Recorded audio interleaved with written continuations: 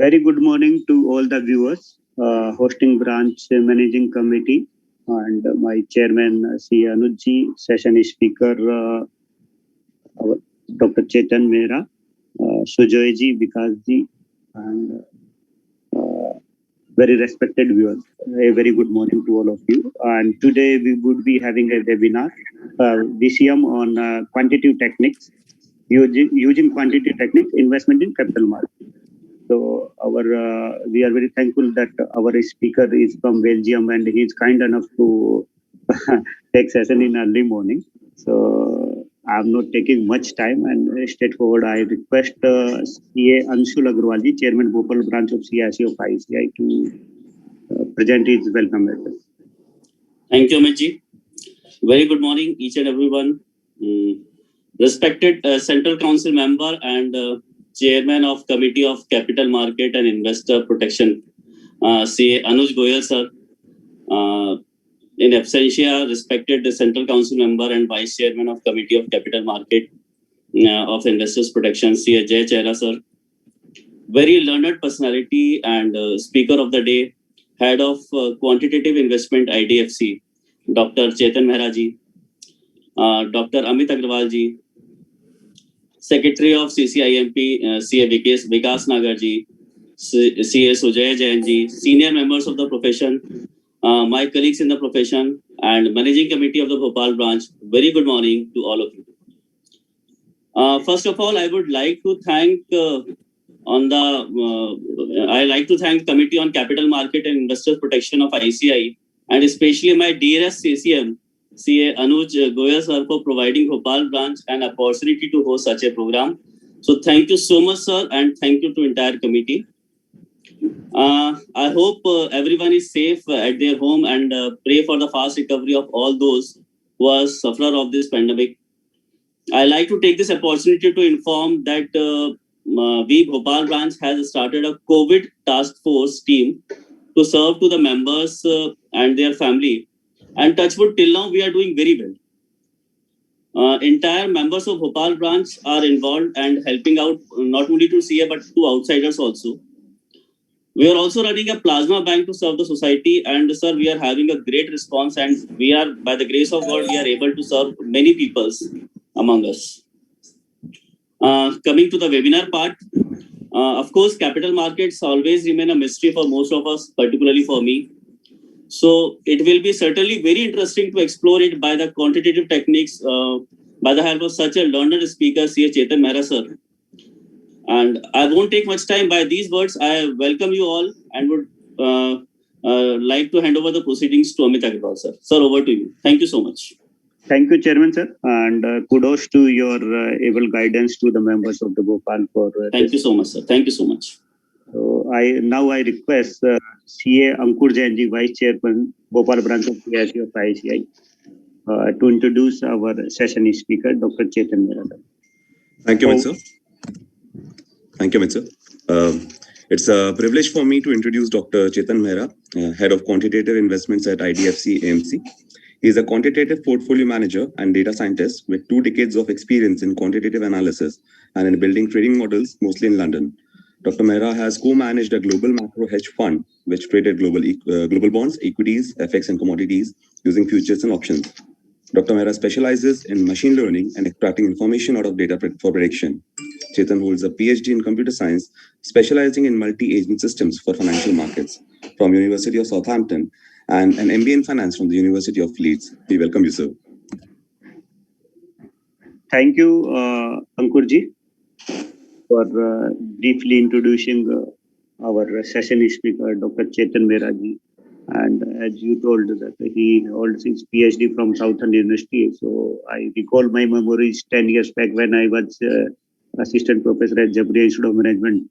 We used to receive scholars from Southern University. So it's really a very good institution, I know personally, Southern University. So now I request CA Pradeep Muthreja sir, Treasurer Bhopal branch of CIC of ICAI, to introduce our chairman, C. Anuj Goyal ji. Good morning, everyone. Bhopal branch is very obliged to have such a dignitaries on their podium. I welcome CA Anuj Goyal ji, and as Bhopal branch and every members of Bhopal branch knows, CA Anuj Goyal ji regards no recognition because he is our CCM for 5 terms.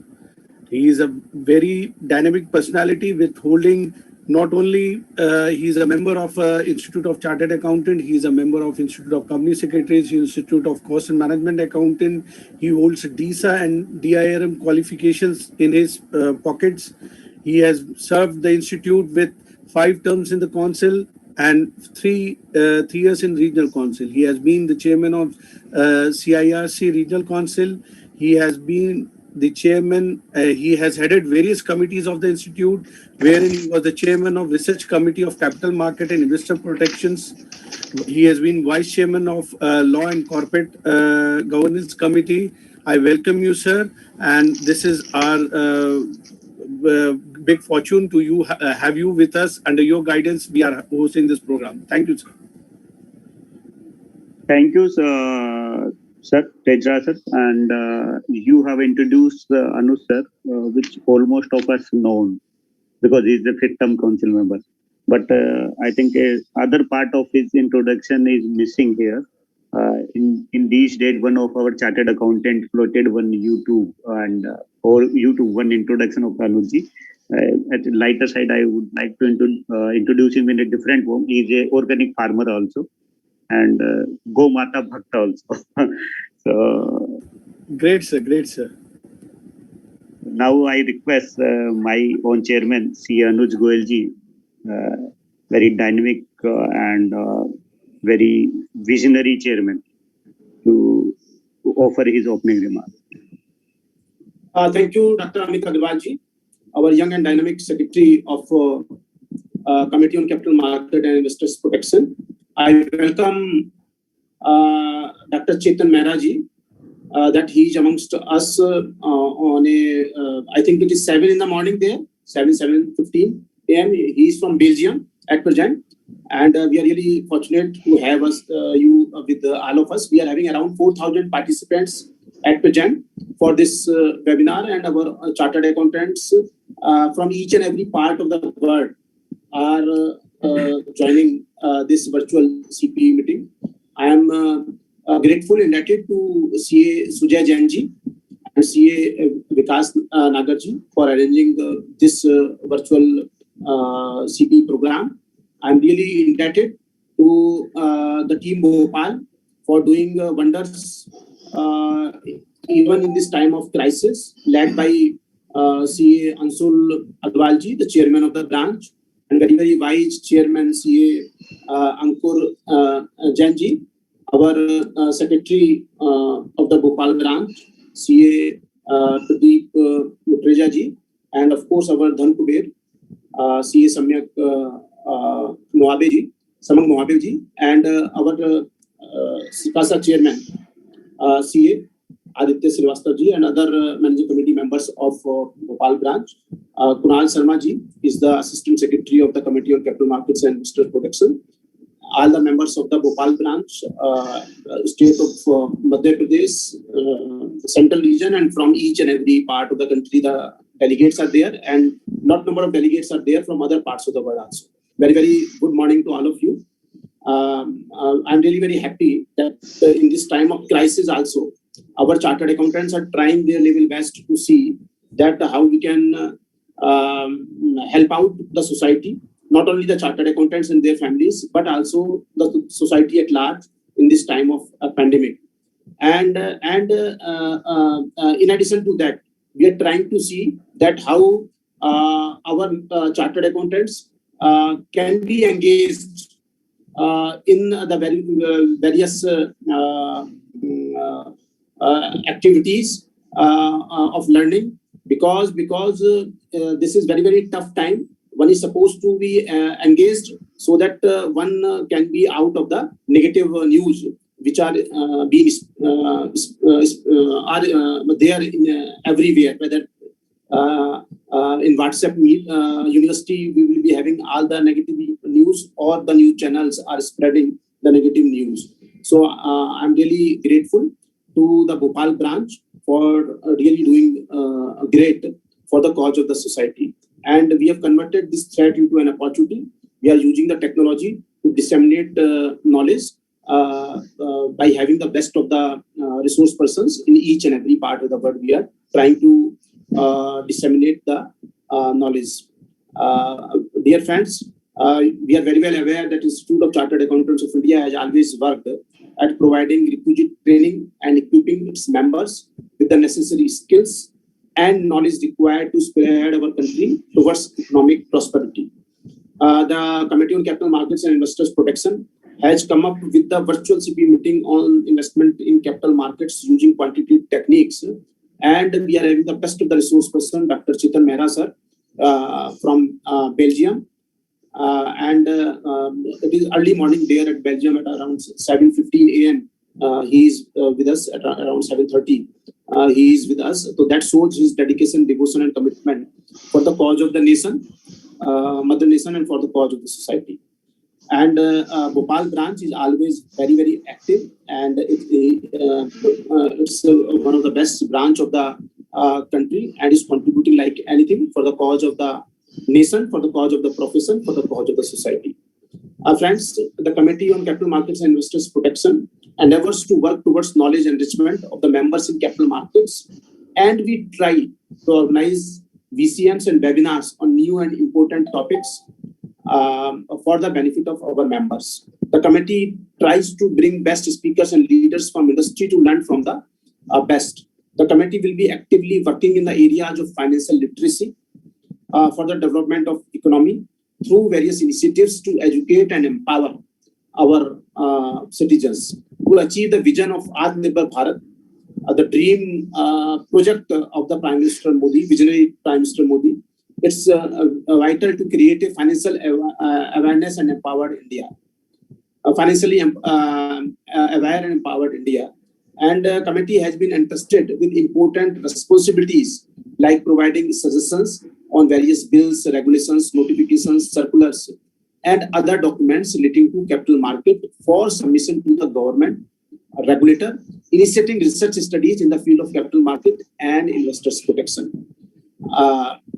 I welcome CA Mayank Agarwalji, our honorable past chairman of the Bhopal branch. He is invisible at present, and very soon he will be visible also. The committee works to educate competitive workforce for capital market through its various learning initiatives like workshop and training program on capital market. I once again welcome CA Mayank Agarwalji, our past chairman of the branch. Now he is visible. It conducts 2 flagship certificate courses for professional development of members in the field of forex and treasury management and derivatives. Friends, our committee works to create value for members, and towards this, a very, very important decision has been taken to allow members to trade in derivatives in individual trade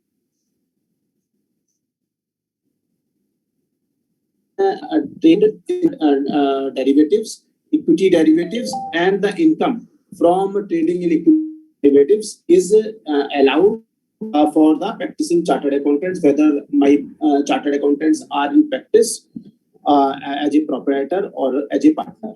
So it is a very, very important decision because the role of the chartered accountant is very, very important in the capital market. No professional other than a chartered accountant can really justify in this very, very important market, capital market, which is very, very important for the development of the nation. And if we are trying for the 5 trillion economy, if we are trying that the India should again regain the position of the superpower or Sone ki Chidiya, I think very, very powerful capital market is the need of hour, and no professional other than a chartered accountant can justify to have the very, very strong capital market.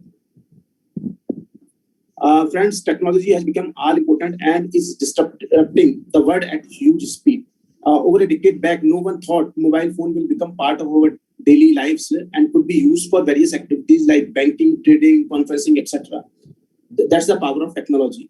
Capital market are not different. Here also, emerging technology like AI, data science, and quantitative techniques is changing the way investments are made and transactions are executed.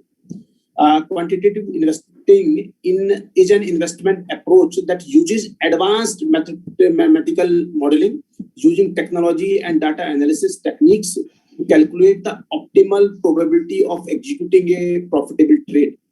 Various quantitative techniques are being used in capital markets. In today's virtual CPE program, we are going to learn about the role of the artificial intelligence, AI, finance and its impact on investing. Quantitative techniques provide analysts with tools to examine and analyze past, current, and anticipated future events.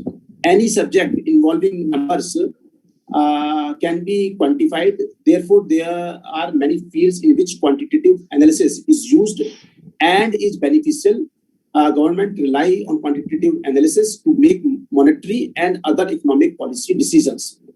Governments and central banks commonly track and evaluate statistical data such as GDP and employment figures.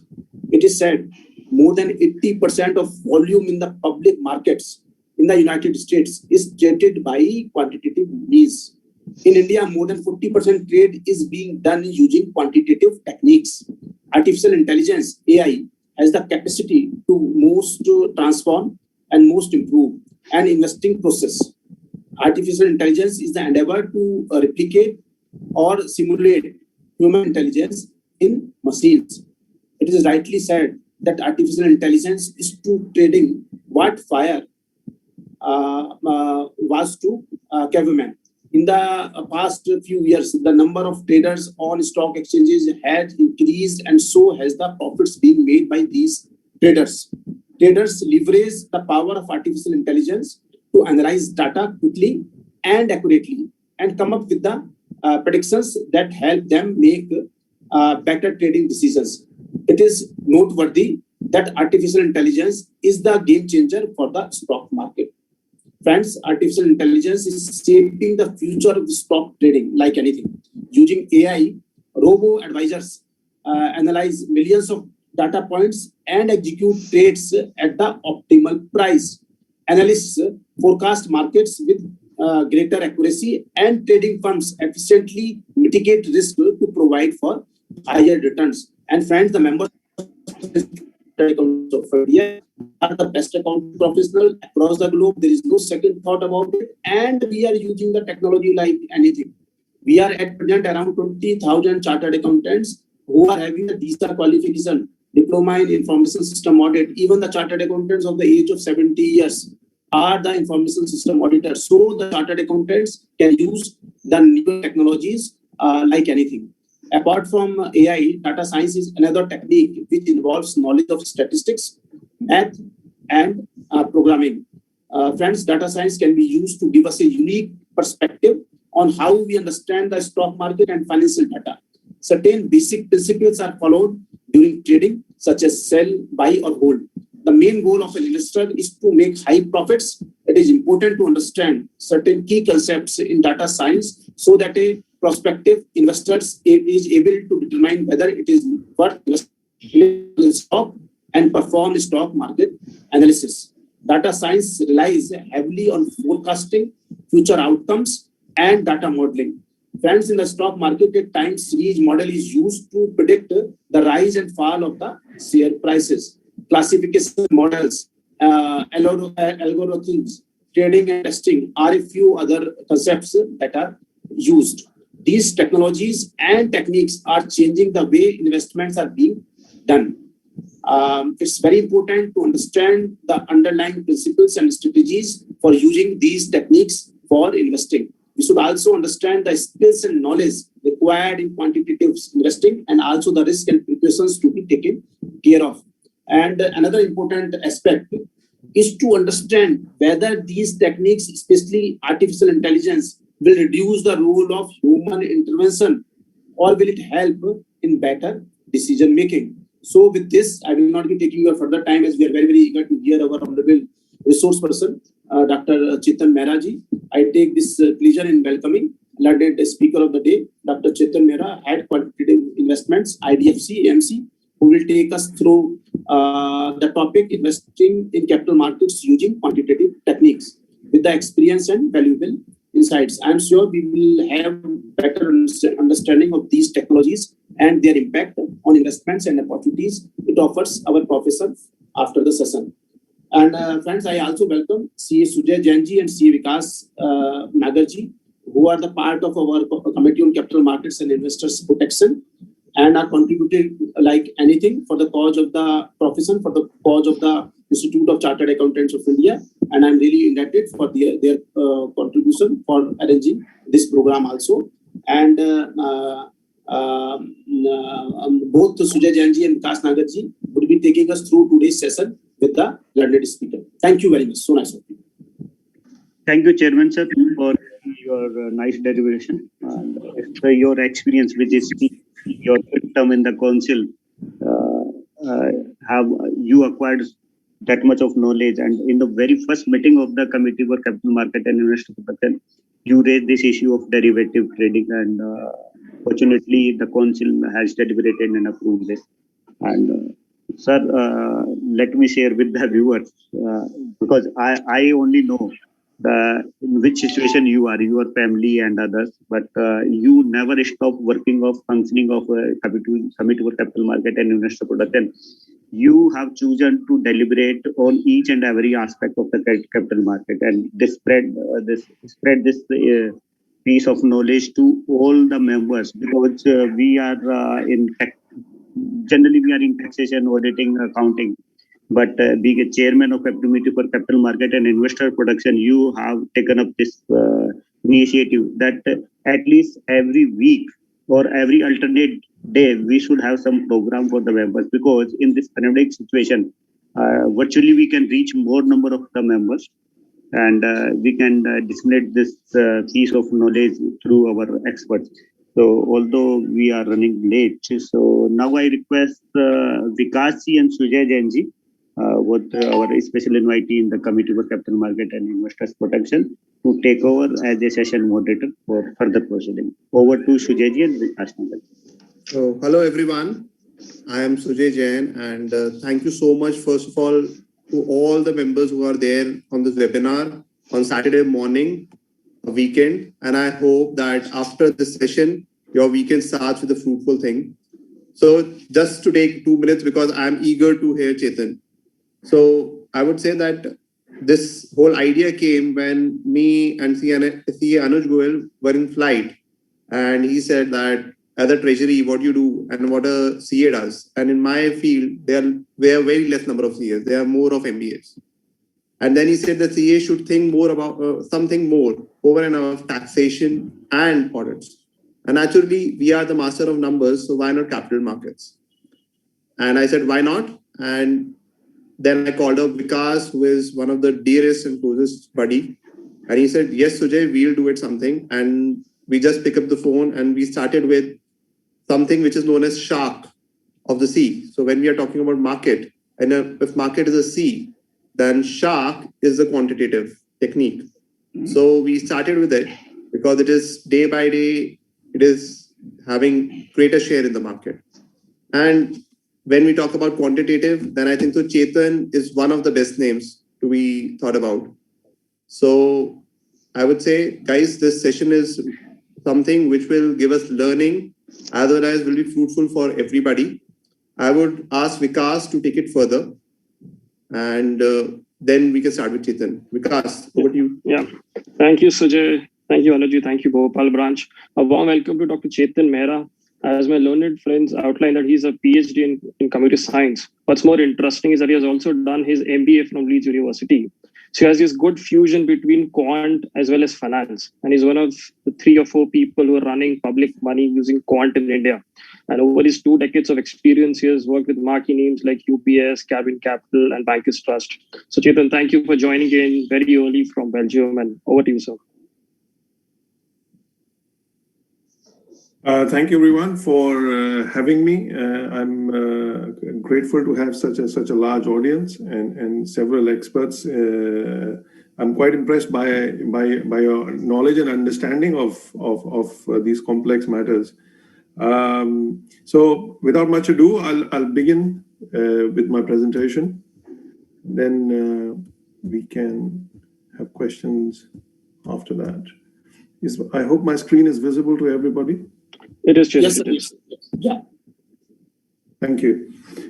So welcome to using quantitative techniques for investing in capital markets. I'll give a brief background on where we came from and where we are and how things are evolving, not just in India, but also how they happen around the world. So quantitative techniques are not new. Quantitative techniques have been in capital markets since the 1970s. 1973 was when the Black-Scholes formula was published. But some of the big firms of those days were Barra, who wrote the first paper, Barr-Rosenberg in 1974, Wells Fargo, which is said the first quantitative asset manager, is now owned by BlackRock. And the largest pension manager in Europe, APG, which runs well over 150 billion euros, had been using quantitative methods for about 100 years. Sometimes fairly simple methods, but now over the last few decades, things have become really, really sophisticated. Bankers Trust was one of the first banks on Wall Street to start hiring PhDs in mathematics in the 80s. And they literally became the kings of option pricing, exotic options. I had the good fortune of working with some very bright people there, and it was an absolute eye opener. Some people that we now know as very famous or very wealthy started their careers at Bankers Trust, including Jeff Bezos, Nassim Taleb, the author of this book called Black Swan. All of these people started their careers at Bankers Trust because that used to be the place which used quantitative methods most widely.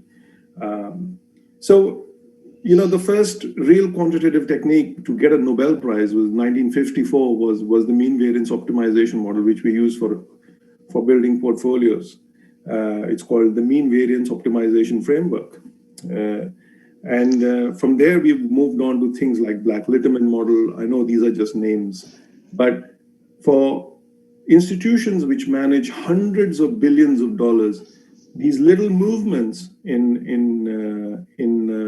model improvements are huge, because a 0.5% error in a portfolio which is $100 billion is a lot of money.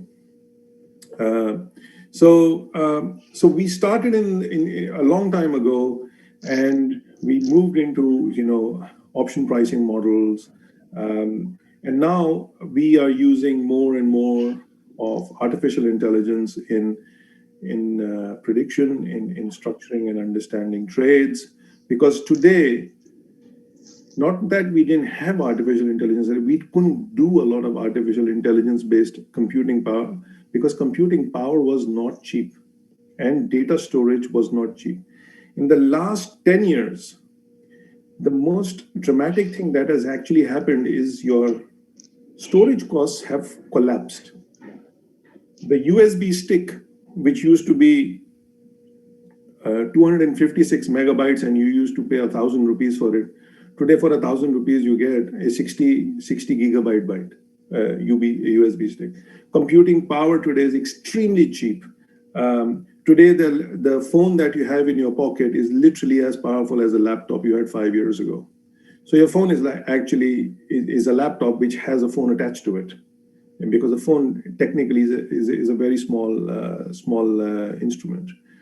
Now, with the convergence of these two things, we are able to do one very important thing, that is store data, because storage is cheap. And when we create data, every time we go on Google or Amazon or Zomato or Uber, we are creating a data point. And all these companies are collecting this data point and learning from your habits. And you'd be surprised how predictable our habits are.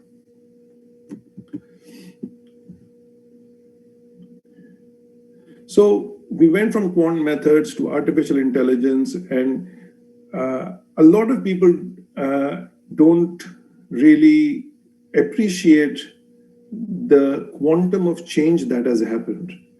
Let me give you an idea. In the 1800s, some 200 or 250 odd years ago, we started using steel.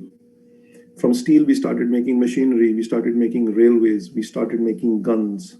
We just became more productive.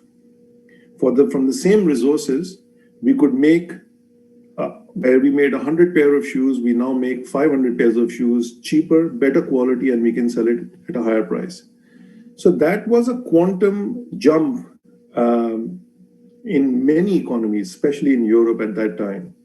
And the countries which industrialized took such a huge leap above everybody who didn't industrialize. So if you want to look at places which didn't adopt these technologies, they have, even today, after 200 years, they're still lagging behind many of these things. So AI is going to be like that for us. And just to give you an idea, US literally throws money at AI to improve efficiency. China has approved a budget of $220 billion over 10 years. And this is not for investing in companies. This is for research. This is for making products which will use AI or funding research. So AI is today in your phone, where you just don't realize it.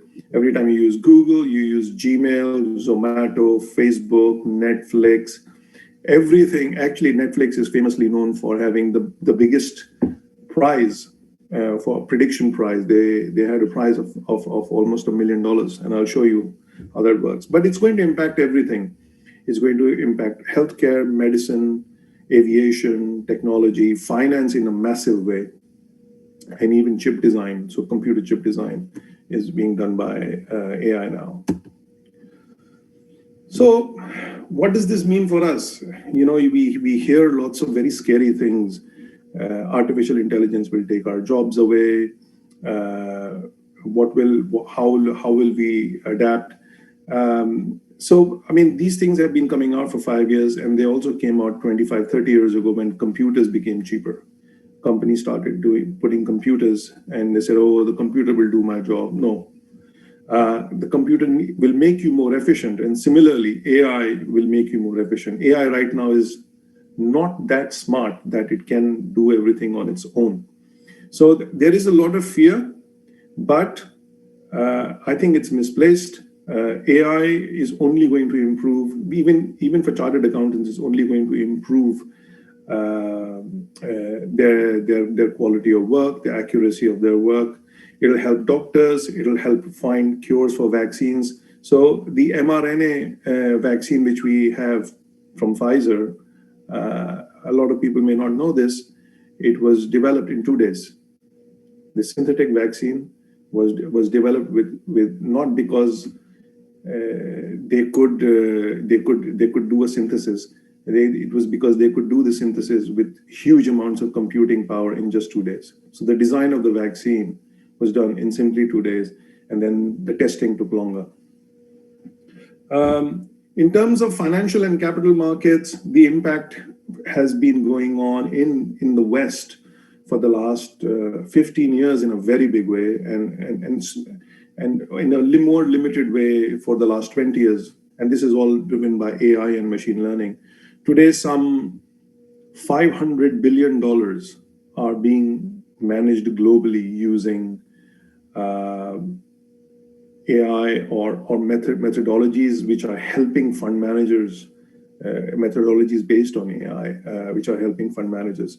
So there are lots of portfolio managers which includes me and my work for the last 15 years, is where we simply program a machine to take all the decisions, and we just let it run. Then there are portfolio managers who simply use the machine to make suggestions for them. So you can use it in many ways, and if it depends on how good your model is. So the changes are going to be huge because the amount of data that we have is huge, and now we can store it all at a very, very cheap price. So AI is massive. AI is impacting everything. I just want to give you some examples. Here is a BBC News article of that AI has painted a painting and it is sold for 432,000. So $4,32,000, almost $500,000. That's a lot of money for a painting not done by a human or not a photograph. MuseNet is an AI-driven platform where AI writes music, and then they've written some very good music.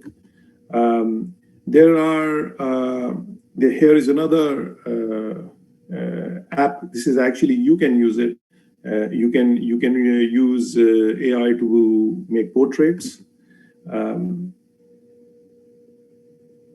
Ernst & Young, which is an accountancy firm, is talking about the impact of AI on accounting.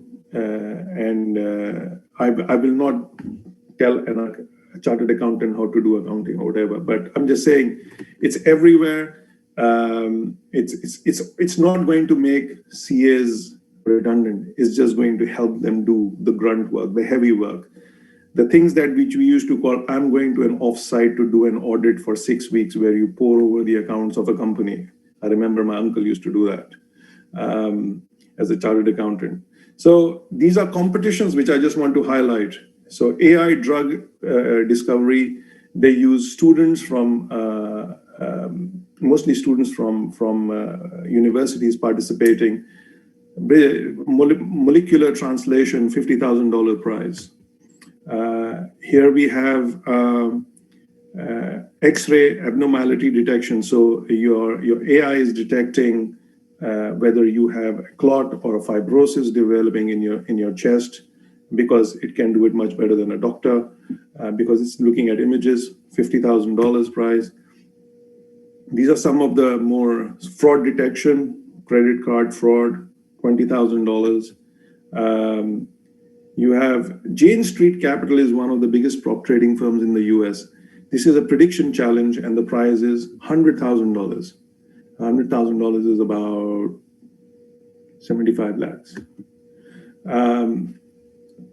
And this was the big prize which I mentioned. Today, when you look at Netflix, when you finish a TV series or a movie, you will see that Netflix automatically suggests another thing for you. And how does that happen? So these are called recommender systems. They will study what you have seen. They will see what other people have watched who had seen this, and on the basis of that, they will have a probabilistic prediction.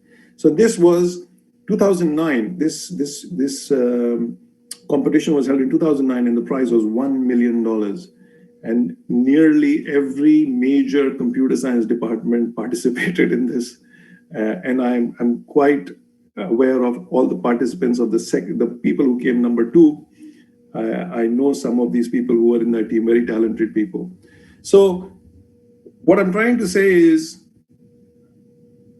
AI is already part of your life. The idea is that you don't feel it. Any good technology should seamlessly integrate and enhance your life. And that is exactly what AI does, whether we use it in finance or whether we use it as a chartered accountant or as a doctor. It is supposed to help you.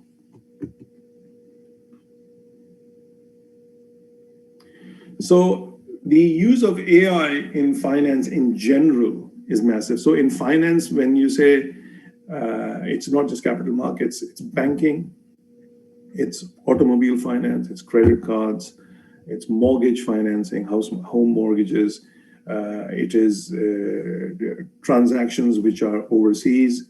You can build systems which can help detect fraudulent transactions. So today, if you walk into Bajaj Finance or HDFC and say, I want a loan for a car, or I want a loan for a house, you will see that they get very busy on a computer, and you don't know what's going on in there. What they have in there is a lot of information about you. They have a lot of information about people of your age. They have a lot of information about people of your salary range. So they will know whether you have an outstanding loan. They will know whether you have defaulted on a loan. They will know whether it is good risk to give you a loan, and how much should they charge you. So should they charge you 15%? Should they charge you 12%? And that depends on the risk if they approve it. And this is all being done through data which is being fed into machine learning algorithms. When you go abroad, if I want to get a loan, I'll get a credit score. So there is a scoring system, and I don't know if this has become prevalent in India yet, but they will score you on many metrics, and they will put them together and say, okay, out of 850, this person has a score of 800, and that's a very good score. So you will get the best rates, and your loan will be approved really fast. So there is a lot of AI already, but you don't see it. You will not feel it because you don't know what's in the computer in front, and the person who is operating the computer many a times just knows this is our system. He doesn't know what's happening at the back end of it. So it is everywhere in finance, and we just don't feel it. Today in the US, all markets, even today, they are even moving for bond markets. They are electronically traded. Optimal execution of when to buy or sell, what is the best price to buy sell, is being determined by many algorithms. Today, over 70% of trades that you see happening in the market, in the US at least, are determined by an algorithm. All the others, if somebody's, even when you say, oh, give me a price better than this, execute my trade if the price is better than this, that is a very simple algorithm which has been used for 40, 50 years. But there are other algorithms which say, I want the average price of the day. So you execute at the optimal time. So there are many applications in finance. And just to give you an idea, large institutions like JP Morgan now have dedicated AI teams which are the size of over 300 people. That's not your IT support. That is not your desktop support. That is not your internet connectivity help. Simply AI. They are improving because they can use these algorithms to enhance their productivity and increase profitability.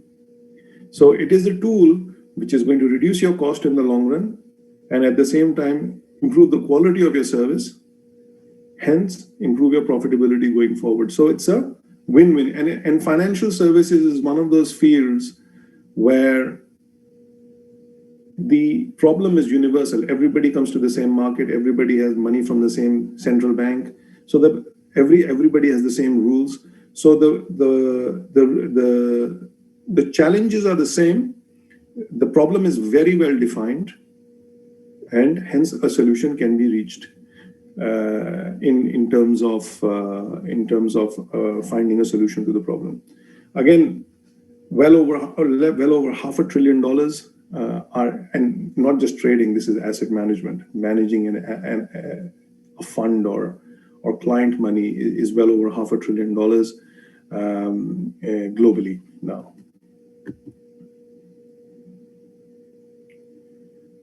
So these are some of the things I've already highlighted, but I'd like to reiterate about AI and finance is the reason finance is so attracted to AI and anything to do with computers. And I'd like to give you a small tidbit. If you ever look at any industry spend on IT globally, the biggest spend in IT is from the financial services industry, because the product and the space is the same for every player, and it improves your efficiency dramatically. So financial services have always been investing in computing power, but now, as I mentioned, they generate so much data, and now it's cheap to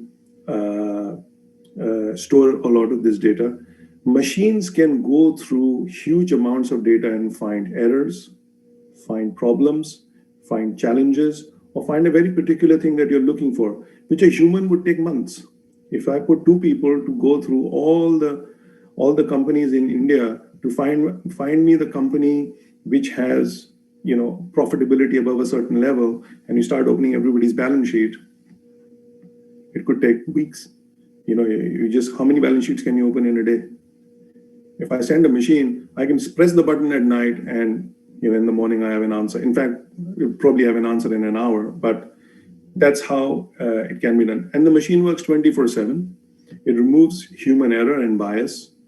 The most important thing that artificial intelligence does, if done properly,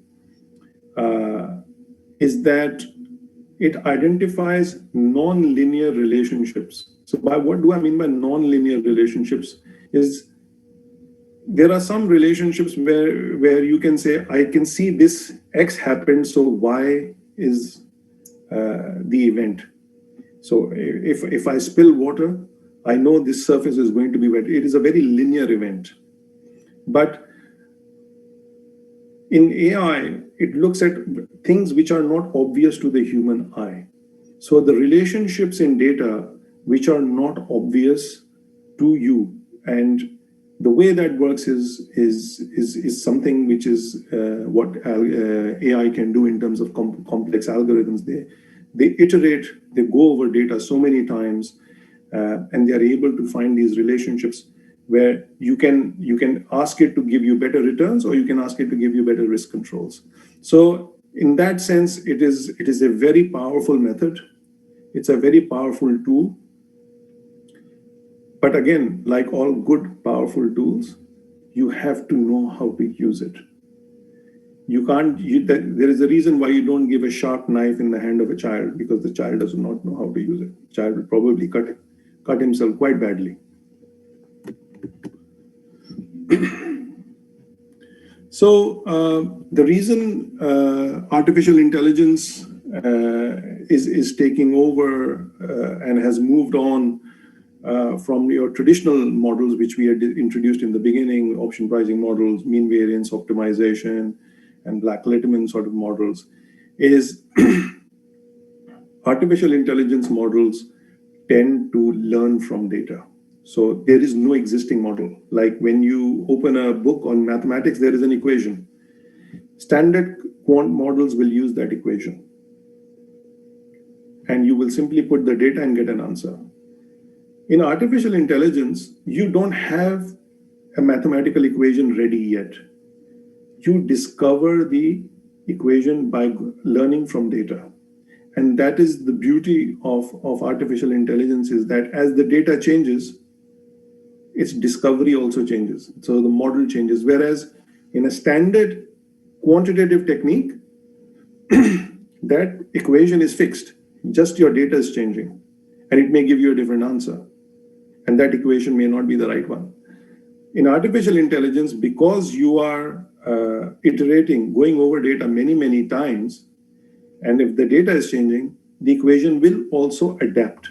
So artificial intelligence adapts to changing situations very, very fast. The other thing is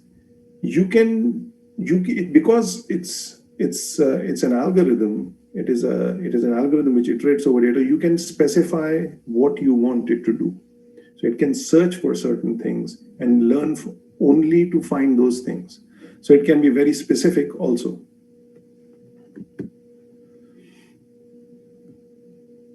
So what are the kind of strategies people use? Well, people have been using lots of quantitative techniques and strategies to build profitable portfolios globally. And as I mentioned, some companies have actually been using it for almost 100 years. Some of the most popular strategies which you can build on your own, even using just one or two things, one is called the momentum strategy, where you continue to buy a investment or an index or a stock as it goes up. Now, this is also called trend following globally. And global trend following has been around in a very big way, at least for the last 50 years. It is done in commodities, it is done in equity indices, it is even done in bonds. and you can do that for stocks also. So you can start buying, you start investing in companies which are, let's say, making a 12-month high because the economy is strong, their profitability is going up. These are very simple strategies. You could buy the top 5 companies with the highest profitability and profit margin. The objective, however, should be not just of return. So what I just, 2 methodologies which I explained to you, they are using one approach. So one is looking at profitability, the other is looking at momentum or trend going up. Now the challenge with these kind of strategies is that it is only using one factor. It is using only one feature that can be used for prediction. So when one you use profitability, the other you use momentum. Now these things, when things are fine, they make you fabulously wealthy. They work very well. But when the market falls, they can also fall quite a lot. So as a asset manager or a portfolio manager or as a trader, you are obviously looking to make money, but you also have to control for your risk. Because remember, if you start with 100 rupees and your investment falls by 50% and you now got 50 rupees, you now have to go 100% to get back to where you were. So a lot of people forget the risk side of things. They just say, "Oh, I'll put less money." That's a great way to do it. But when you're building a model, it should not have just one dimension. So the 2 strategies that I just told you, which anybody can test in Excel actually. So you can just download data and say, oh, if Nifty is going up, or if the S&P 500 is going up, it is in an uptrend, etc. It is making a 12-month high, buy it, and it sort of steadily makes you money. It has been shown to work for 70 years. Okay, there is a lot of data which proves that, but it comes with a certain aspect of risk. So as a portfolio manager, you are looking to find a balance between risk and reward. And as I mentioned earlier, AI is very good at helping you find a balance between risk and reward because it can look at non-linear relationships. Here, I'm giving you a very linear strategy. It is a one-dimensional thing. I buy 12-month highs and I hold it for, let's say, 6 months and it does well for me. It makes me money. The second thing is most people are not disciplined. They just say, oh, I just made some money and let me buy some of this because this is about to make a 12-month high. So when you have a quantitative model, it gives you discipline. It gives you a very tight parameter. So what I say is simple. What I'm trying to highlight is it is not just about return. It should be about balance between risk and return. And that is where AI helps.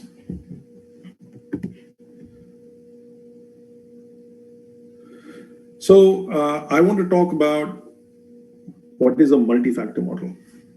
Why I choose this is when I highlighted a single factor back on the previous slide, I just had one factor.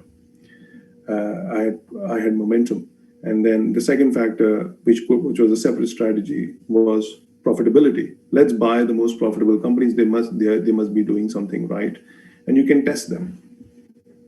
A multi-factor model is a model which uses fundamental data, and it can use other data as well, but it doesn't use one data or one predictor. It uses many predictors. And the reason I've chosen this is, since my audience is chartered accountants understand balance sheets and profit and loss accounts. Now everybody says, yeah, I've seen a balance sheet, I've seen a profit and loss account, I don't know how it makes me money.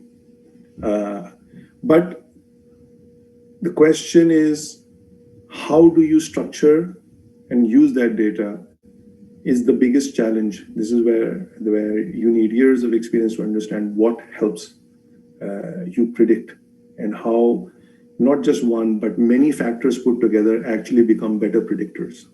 So let's make a very quick multi-factor model, which is sort of obvious. So the first thing that you need factors. Where do they come from?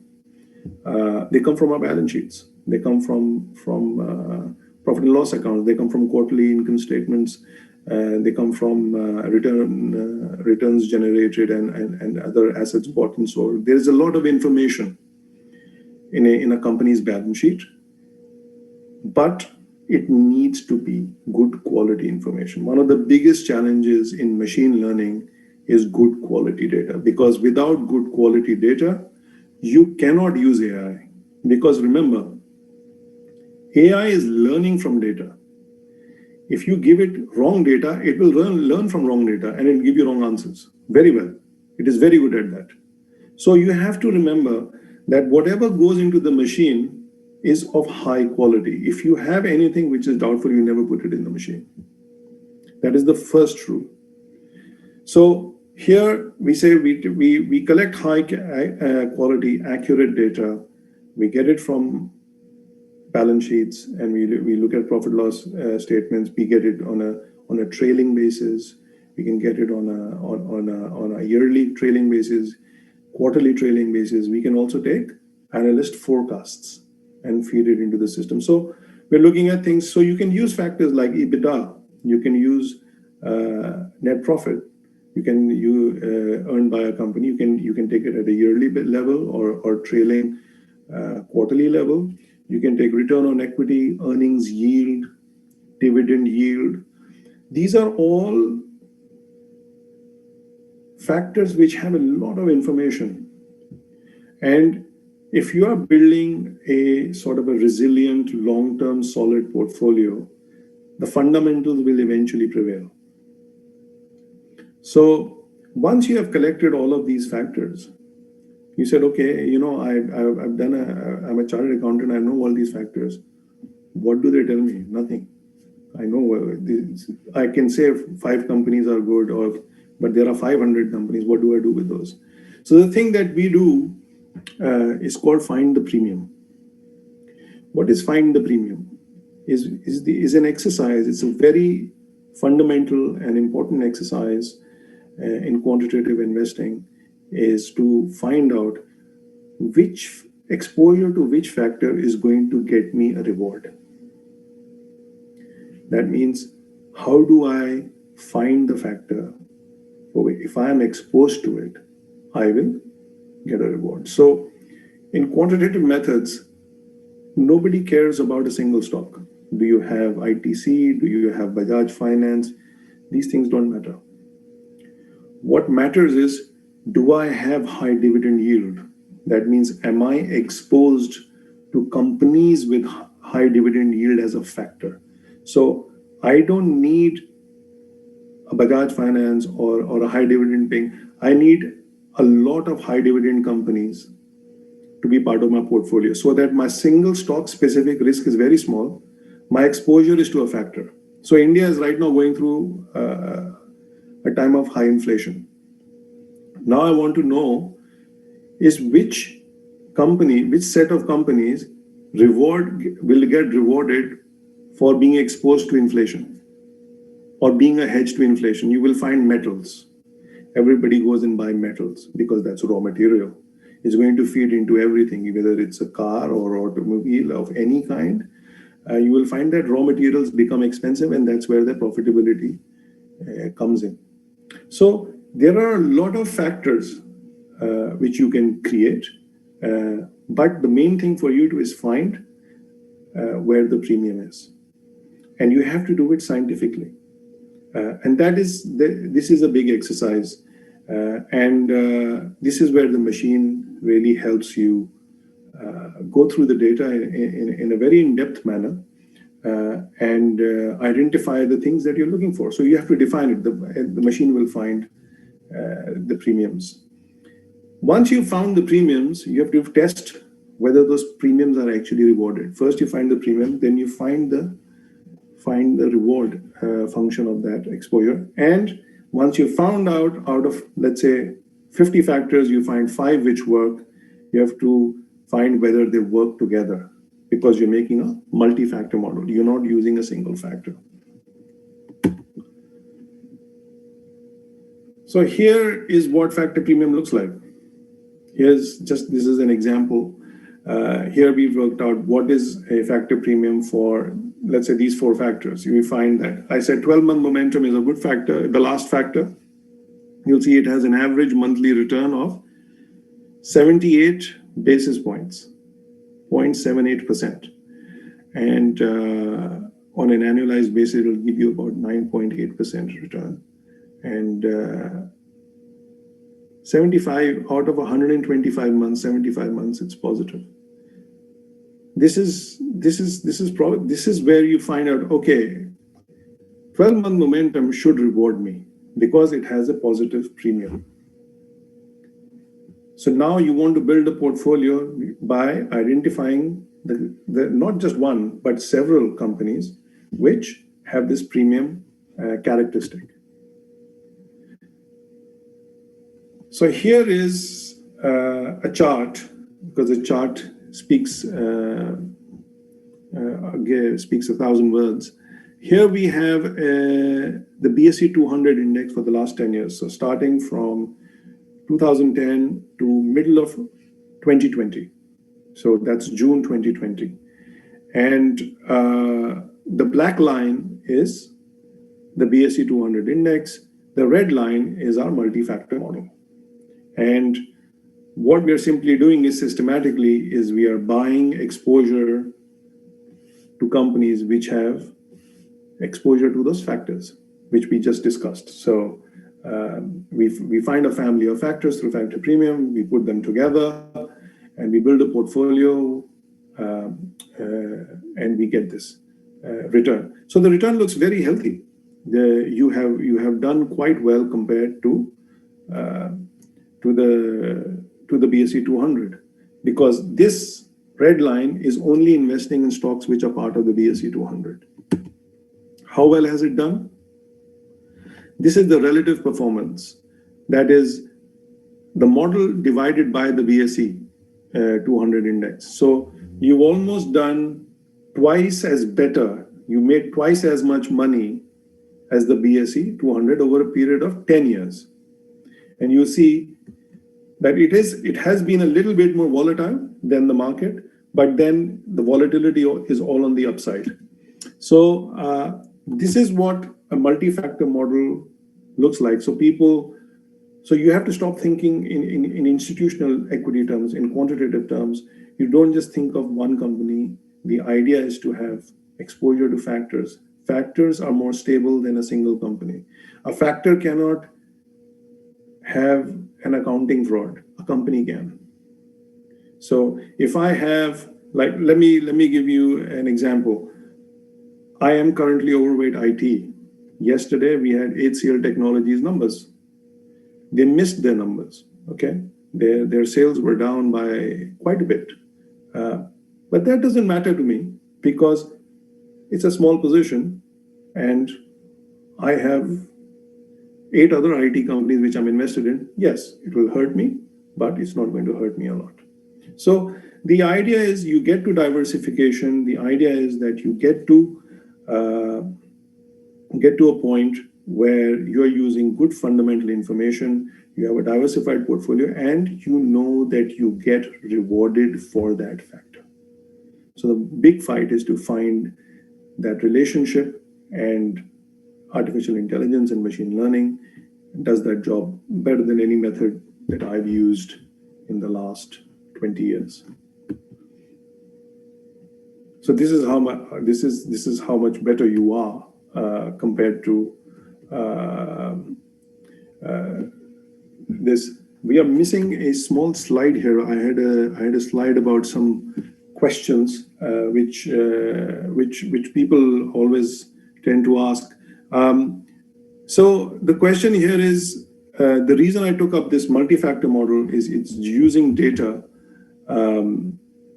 that chartered accountants are very, very familiar with.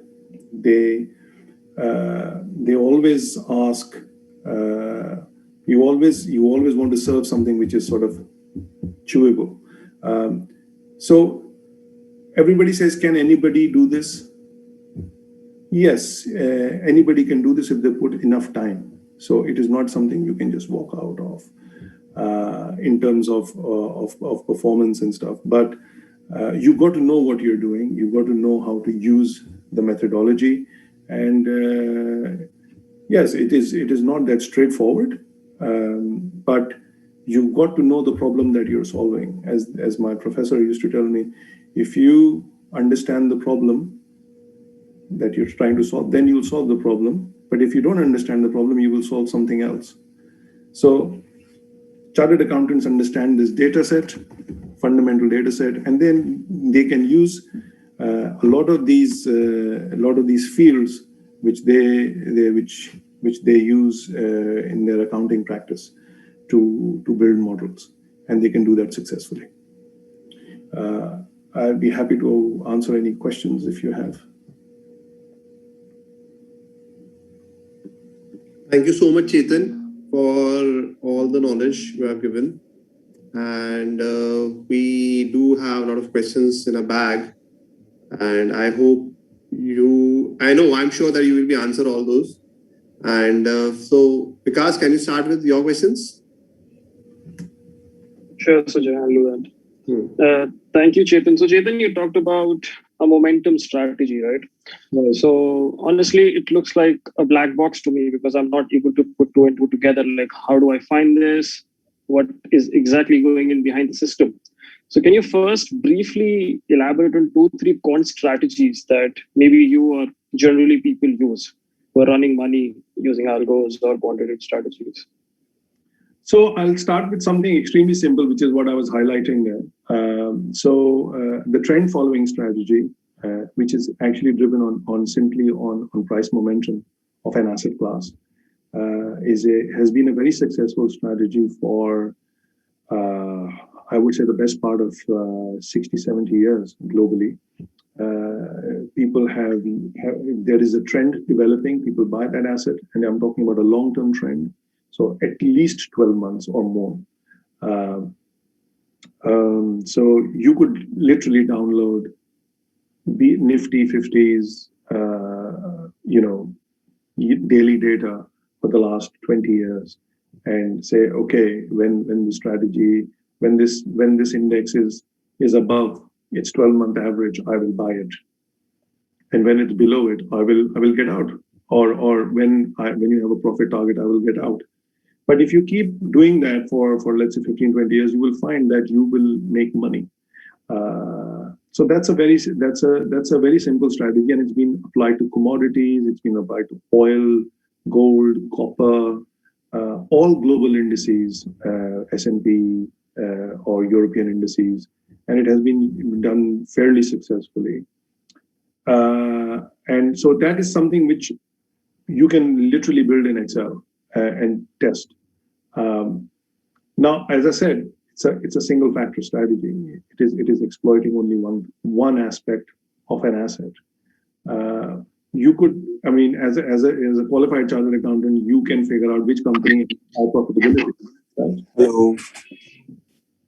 So when you have if you took the top 500 companies or top 1,000 companies in India and you said, let me find companies with the highest profitability margin and the highest profitability, and I will buy the top 10.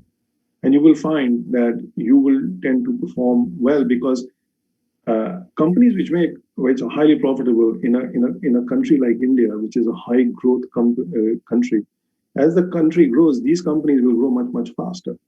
So and they, when profitability goes up, people will take up the price to adjust that expectation of this company is actually not making 12%, it's making 35% profit.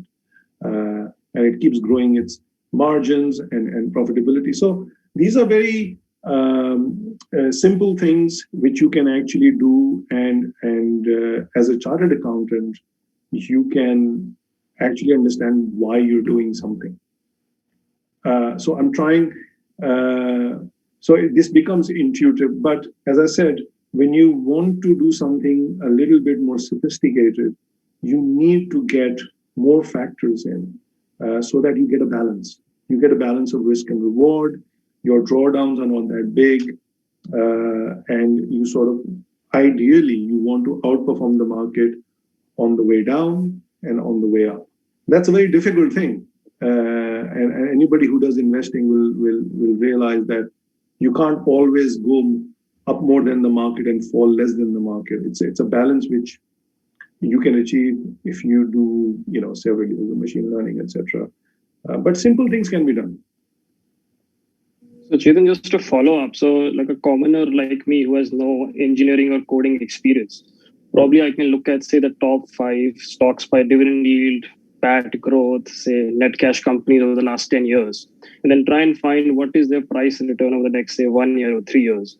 Yeah. And you feel that if I get a good hit rate, probably I can implement this strategy today. Have I got this right? Yeah, you can do that. So the thing is, you have to test it properly. You have to make sure that you don't sort of have a bias. You don't look for the data ahead and then try to build. You always have to have the last 2 years of data you shouldn't see. You should always remove it. And you should. So if you have 10 years of data, you may build your strategy on 8 years, and then you do a blind test. A blind test is data that you haven't seen. So it is trickier statistically and mathematically. It is trickier than I'm making it out to be. This is why I'm saying always have blind data. There are a lot of people who said I can look forward and I can adjust it, but that's cheating. That's not what you do. You find out where the premium is and you build exposure to the premium. If your premium is positive, then you will get rewarded. Interesting. And another related point. So what if I don't have the time or the experience really to build this? So would you suggest that quant funds on an average make more money than non-quant funds globally as well as in India? So it's better to put money in those funds rather than trying to do it yourself? It does take a lot of effort. I'll be very honest. You need domain knowledge, which you have as a chartered accountant, but you need somebody who is a good quantitative analyst who will transform the data and look for gaps and errors in the data before you use it. And then you have to sort of prove it. So you can hire those people to do it. But then, that's an extra expense. But as a chartered accountant, you understand the challenge and the data reasonably well. But as a non-statistician, you don't know what to do with the data. So typically, globally, it is always a team of people which works, and everybody is a specialist. We are a team of 4. So I keep telling my team what to do, what we need, etc., and it all comes together. So yes, given the resources, most of the time it's better to have a specialist help you to manage this. And globally, most people put money in quant. There are 2 sides of quant funds. There are ones which are just going to be very aggressive about making money. Like, I want maximum profitability and I will take on the risk with that. And then there are those who are always looking for a balance of risk and reward. And that's where most of them do better than human beings, almost always, is because the machine is able to see non-linearities better than human beings. So if you look at very large institutional pots of money run by BlackRock or other major funds like APG, AQR, these are all running very, very large pension pots. They are running hundreds of billions of dollars, which is people's pension money. You have to control risk. And that's why, because they are good at building models, pension trustees trust them to manage that money. Then there are more aggressive firms. Those are like Renaissance Technologies, D.E. Shaw. They don't run a lot of pension money. They run money on other parameters, like I want profitability, I want low correlation to the market, I want to make money in the market, whatever the condition. So you're long short, which you understand. So yeah, and in that, you definitely need a specialist. So from what you say, some allocation to quant funds is actually required. I'll hand it over to Sujay. I think our chat box is constantly buzzing. So, Yeah, a couple of questions, Chetan. just a minute. So, Chetanji, can you remove your screen sharing? Can you stop it? So, Sharing. thank you. Stop sharing. Okay. Yeah. That's fine. Okay. So, Chetan, a couple of questions. So, it's a follow-up from Vikas. So, are we saying that when we talk about quant or AI as an investment, it is not only the engineer's job? Because this is a myth or a reality that you require more of engineers or you require more of analysts, you require more of financial guys. I think it's overly hyped because engineer will do a very technical part. Like he'll have to program or do something. But remember, I'll give you, this has been observed for the last 10 years, that the world's most successful machine learning and artificial intelligence projects, which have been most successful, have always had a subject matter expert on their side. So, whether it is medicine, whether it is vaccine development, you need an AI engineer, you need a programmer, but you also need a guy who is a doctor or who is a person who understands what is relevant that should go in the machine. Because remember, the machine is a data hog. You give it and it will hug it. It will tightly hug it. So this is why quality of data matters and what goes into the machine matters. So when I brought that example of a multi-factor model with fundamental data, I specifically chose that because the audience that I have is chartered accountants. They understand what a balance sheet is. They know what is the significance of something. So if you put data in a black box, you may find an accidental correlation. But when you know that this data is relevant and is important, as a chartered accountant, you know this profitability is actually an important metric. Then you'll say, okay, this data point needs to be there and it has to be accurate, and the machine can learn from that, and it will give it more importance. So you do need an expert. So when people say, oh, I'm just a chartered accountant, yes, you are a chartered accountant, and I don't think anybody understands the balance sheet or a profit and loss account better than a chartered accountant. And if you're using fundamental information to invest, even if you're building a machine learning model, which I do, I use a lot of fundamental data. In fact, all my data is fundamental. I can add more data points if they improve my prediction, if they improve my risk-reward balance. But no, you as a chartered accountant can build things because you are an expert in that space. Okay. So are we saying that we require engineers for the codification and we are the one who will be providing them with the rules?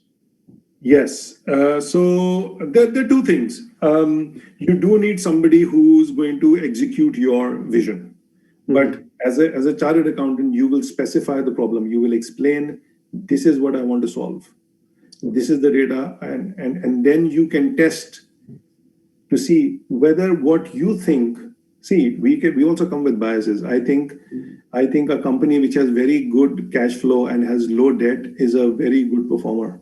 Is a very safe company, yes, but it may not make me a lot of money because it's a very safe company. But the data will tell you that. Once you get all of this data, you test it. The premium will tell you, oh, I do get a reward when I invest in this company. And so we have all sorts of things. Like I know of people who call themselves value investors, and they're very good value investors. But if I go and do value investing in a high growth economy like India, the value only happens when the market is saturated. Indian market is still growing. So if I go and become a growth investor in France, which is a very mature economy, it has a very mature capital market, I'm not going to get that rewarded. I would rather be investing in companies which give me value, which give me dividend. Indian companies on average give a dividend of less than 1%. UK and European companies give a dividend, this is at an index level. give an average dividend yield of over 4.2%. That's value. If I hold this, I'm literally making as much as the bond, as the 10-year bond, and I'm holding a blue chip utility, or I'm holding a very large bank. In India, the banking sector is still growing. It is not saturated. Everybody does not have a bank account. So it's a growth economy. So this is an important thing which people miss, is that your macro, the big picture of where the economy is, and your micro, which is the balance sheet numbers of a company, they have to match. If it's a high growth economy, you have to be investing in high growth companies. And that is what is going to work, because that's how they connect. I cannot go to Rajasthan in a scuba diving suit. I will die of heat because I've bought the wrong equipment for fun. I should have been near the sea to go to diving. So you have to specify the problem correctly. So even if you understand the accounts of a company extremely well, you have to realize, what environment am I investing in? Am I investing in a country which is a high growth country? Yes. So I should be picking up companies which have high growth profitability, and the market will reward you for it. You start buying Coal India, it is not going to reward you for it. It's not a high growth place. Okay. So coming on, there's one more question which I generally, when I meet people and come, is that when you talk about quant or AI, is it only for the big players having big money, big setup, or a smaller guy can do it? Look, big money, big player definitely helps. You can get an entire team. Like I said, JP Morgan London office has over 300 people working only on AI projects. But a specialist with knowledge, with less money, can also run it. It's not limited, but you will have to do a lot of stuff on your own. So I program my own models. I do my own analysis. I can run, if I wanted to run a small pot of money for my own benefit of 25-30 lakhs, I can run it. Okay, but I'll have to do a lot of these things on my own. But you need a lot of knowledge, you need a lot of experience. But when you don't have that, it is best to go with a larger institution which can actually invest in a team, can get specialists on board. Like, for example, look at my team. I have a specialist quantitative analyst, I have a specialist researcher who's a PhD, and I have a dedicated programmer.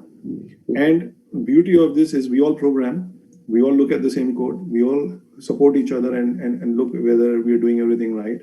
And so you have a different sort of bar, but everybody is a specialist in a different thing. And we all come together to make sort of a team which I can't do all of their jobs. I can do all of their jobs, it will take me a whole lot longer. What they will do in a day, I will do in a week. So as a team, what we get done in 2 days, I'll probably do in 4 weeks. So it's a lot of work. But yeah, larger entities will have an edge. But if you are very talented, you can do it on your own, yes. Okay. And secondly, the retail players.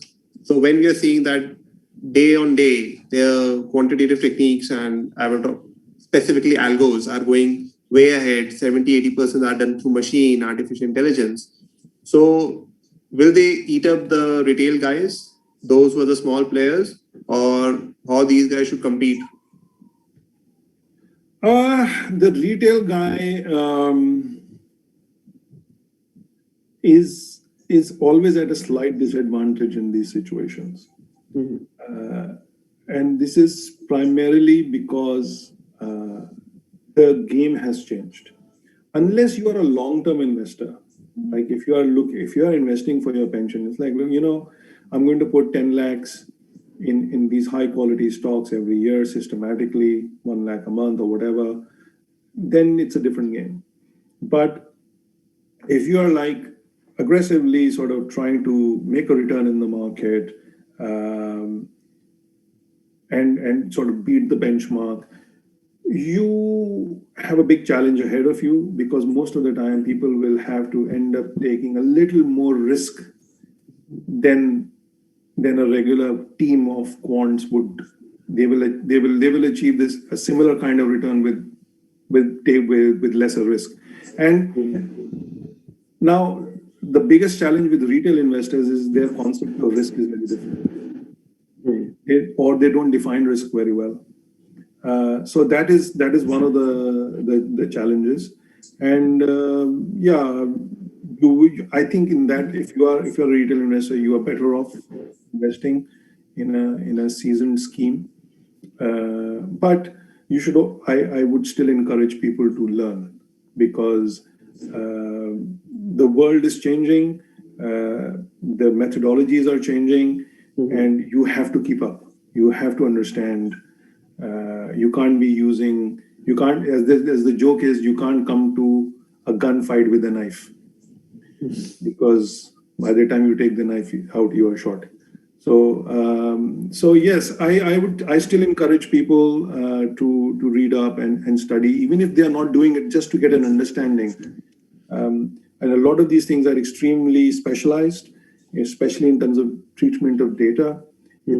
I regard it as the most important thing. We spend 75% of our time making sure that our data is accurate. 75% of our time. I cannot even count the number of times we have deleted all our data and downloaded it from scratch. So when we talk about data and quant, so are we saying that the market are more dependent on the quant and now no more fundamental analysis, and we are only just seeing the past data, trends, numbers, and then predicting the future? No. Fundamental analysis is fundamental. You can't get rid of it. No. So if you see the data points that I showed you in the slide, there's no fundamental information from balance sheets. So that we are simply doing fundamental analysis through a machine. The only difference is that we are able to see non-linearities which a human eye will not see. So even when we are trying to specify or define the data set and the model, you still need a person who understands, like a chartered accountant who understands what this relationship between these data points means. So if you don't understand what you're solving for, God knows what you're solving, you know? You are certainly not solving the problem because you have not defined it. So you do need knowledge of the subject to solve or even define the problem properly so that you can solve it. So no, I don't think fundamental analysis is dead. What I'm saying is that the amount of fundamental analysis which is done by 500 people in a month, I can do that in 2 days. I will run it on a Sunday night, and Monday morning it will be in front of me, all the premiums and everything, and I'll have a completely different view. The other benefit is you, by identifying nonlinear relationships, you can see a facet or a face of the data which is not obvious. That is not obvious on black and white on paper. That is not obvious. That relationship. So those are the things which machines are able to identify. And if you had to identify those permutations and combinations, it'll be huge. So if you take 100 stocks and I want to do correlations, it's 100 stocks multiplied by 99 factorial. It's a massive data set just for correlations. So the data, when you do analysis, when you're looking nonlinear analysis, you are looking at so much data coming out that we can't actually look at all the data points. We tell the machine that it has to cross a certain threshold before it actually makes it past, we should analyze this a little bit, whether it makes sense. So that is there. So are we missing emotion? So at the end of the day, the stocks are emotions game. So don't you think that more of quant is actually missing that emotions part, and tomorrow, based on the past trend, there can be a miscalculation, a wrong algo, or algo doesn't work in future? So do you think that is a risk? So the thing that algorithms do is take the emotion out. You don't want you have to be like a surgeon. Okay? When a surgeon goes into surgery, he doesn't think, I should not cut this one like this. He just cuts it, sews it, and goes. Because there comes a point where you don't think, you know what you have to do, you execute it and you go on. You want to remove emotions from investments. You want to become rational in your investments. And markets will go up and markets will go down.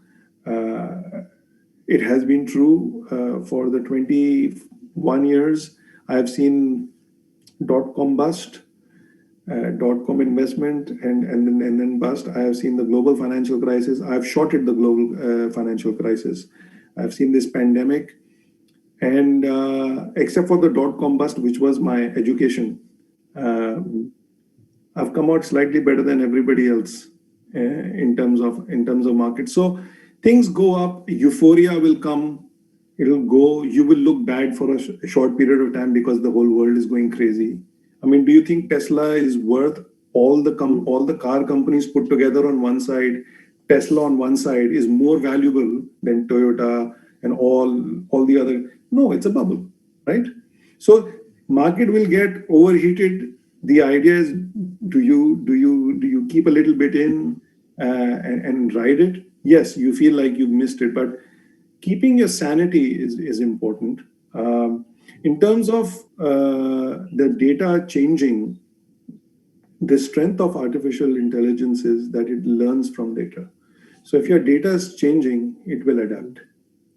You can choose how fast for it to adapt or how slowly it can adapt. That is your prerogative. And that is where you need some experience and understanding of how you should use it. And that is not an easy thing. I'm not saying anybody out of the box can say, oh, I should tweak this algorithm. No. We literally run over 10,000 iterations of a single algorithm to identify where the right model is. But it's a myth.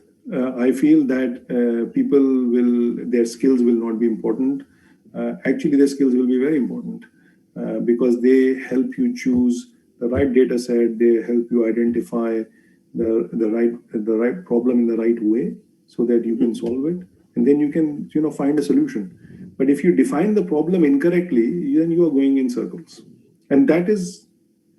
Actually, it took me 2 years to actually figure out in the beginning how I was right, but yet I thought I was wrong. You learn from mistakes and stuff. I don't know if I've answered your question. Yeah, you did it. You did it well. More than that. Okay, so Chetan, we have a lot of our members, colleagues who have questions, and it's an open house kind of thing. So we'll be taking a couple of them. So I'll start with one of the questions, and then Vikas can take it over. So it's a simple question by one of our members, Janender Kumar, and he have asked that is quantitative technique is for trading purposes only, or we can take it for the long-term perspective as a long-term investor? That's a good question. You can do both. And quantitative technique is not just one. I have maybe built over 700 models in my life. And there are models which have a holding period of literally 15 minutes. And there are models which will actually give you a holding period of several months, given fundamental information. So no, you can have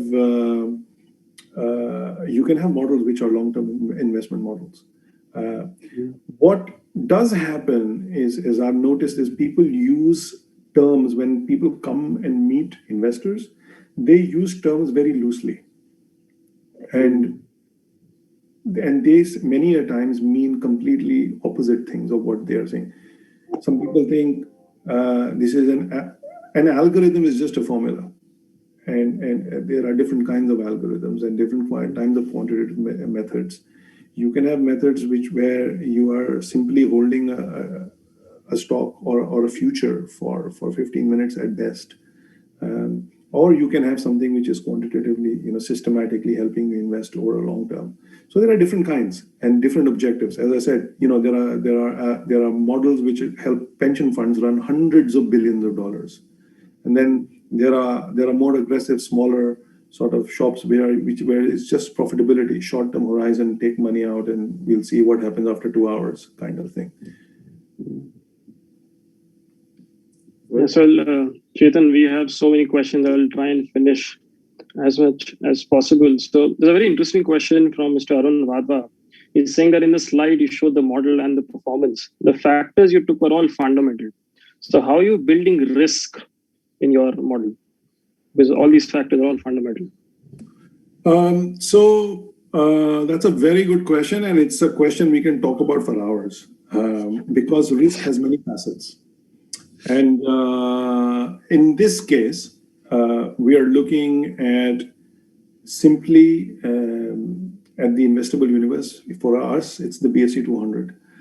What we are doing is we are trying to identify, obviously, correlations which come from mean variance optimization, but we are not specifically using it like that. We define risk in many ways, and one of the things we do is we identify liquidity risk. So BSE 200 has large cap, mid cap. We restrict so artificial intelligence is very good at hugging data and trying to maximize whatever you want. You have to give it rules. You have to give it boundaries. Like, for example, when you play a football game, there is a line after which it's out. You have to throw the ball in.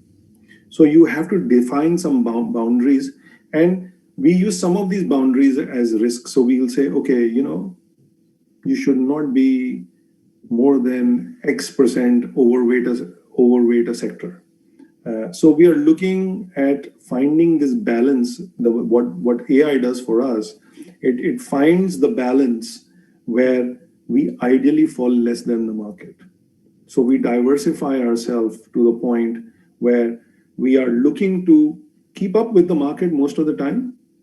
But when the market tanks, that is the real test of a portfolio manager. When the market tanks, he keeps the money. Mm-hmm. It's very easy to make money. You just buy something, and if it goes up, you make money, and you feel like a genius. Anybody who bought Bitcoin 8-9 years ago, I know friends who are multi-millionaires just because they put $1,000 when it was $2. Yeah, I know. I have many friends like that, and so you have to define what you're comfortable with. In what we are using machine learning for is we are trying to find fundamental data, and we're trying to find which fundamental information is rewarded and which one balances the other out. So if you always have things which make you a lot of money, they are correlated. That means they will go up at the same time and they'll fall at the same time. You don't want that. What you're doing in portfolio management, you're trying to find things which are not similar, and you have to find a balance between how much do I want in this one, which is aggressively going up, and how much do I want in the more sort of defensive one, to put it very simply. So that when it goes up, you sort of keep up, and when it falls, you don't fall as much as the market. And that's how I've been trained. In the UK, we judge a portfolio manager not by just how much money he makes, is how much money he makes on a risk-adjusted basis. So our information ratio is above 0.5, which is hard work, but we've maintained that. But yeah, risk has many facets. I can go on from macro risk, micro risk, and there are some risks we can't control. So at this moment, we simply look at risks of relationship between factors so that we are able to control the downside. Right. Answer the question, right? Chetan, so I'm just losing the count of how many members are requesting that if we can have some research papers, some basic material that, some literature that we can read and understand. And then the basic point here is so that at least we know that quant isn't really a black box. Even if we don't know how to use it, at least we can understand the basics.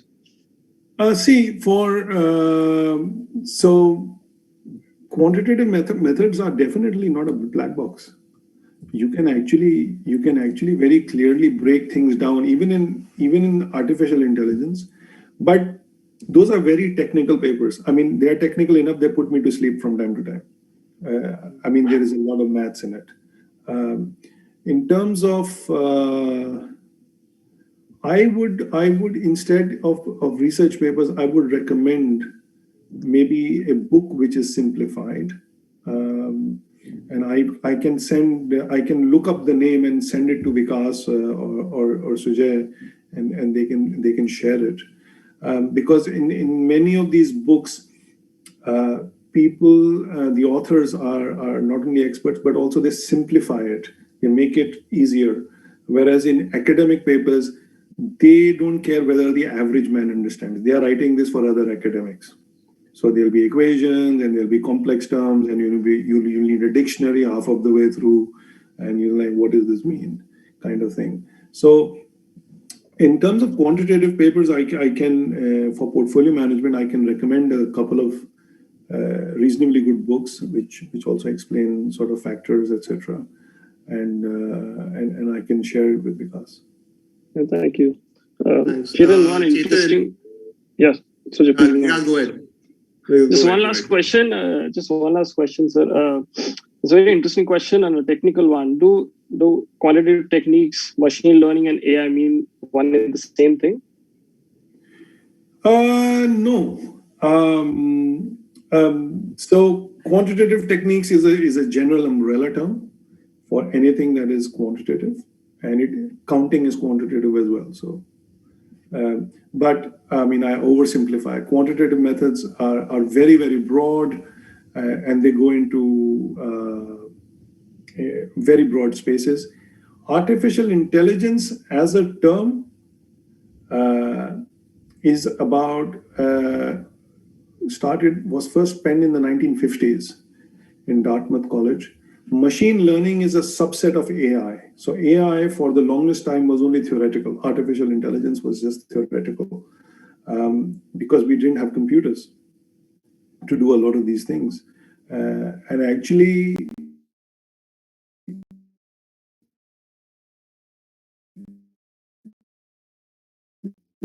most